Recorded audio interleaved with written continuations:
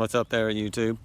Brad Burkholder here, coming to you with a video how to remove some clover from this Bermuda grass from one of my customers. So here we go, let's get started.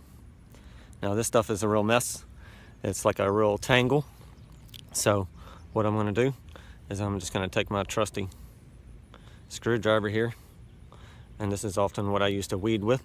So I'm just going to stick it down into the grass, try to pull up the weeds. Now first of all, what you want to do is you want to get these channels and start pulling them up so you can remove the weed altogether.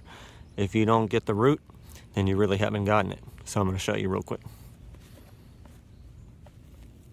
See these channels? Just got to pull them up a little bit, get them going. I like to stick my screwdriver underneath there, start to loosen them up a little bit.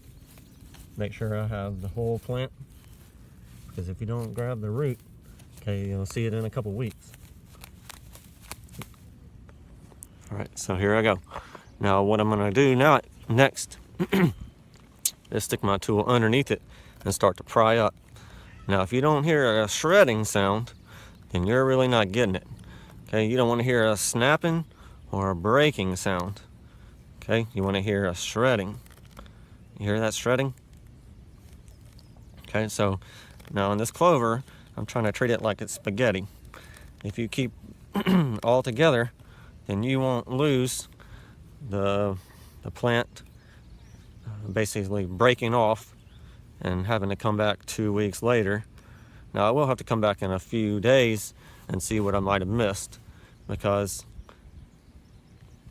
if you take a look at this this clover, it's kind of similar basically to the Bermuda root. So now I'm going to suffer some Bermuda damage, but Bermuda's basically a tough, it's a resilient turf grass. Obviously what they use on football fields and baseball fields a lot of times here in the South. So that's going to repair itself in a little while. Might take a week or two, but it's better than looking at clover for about a month, if you know what I mean. All right, see you later.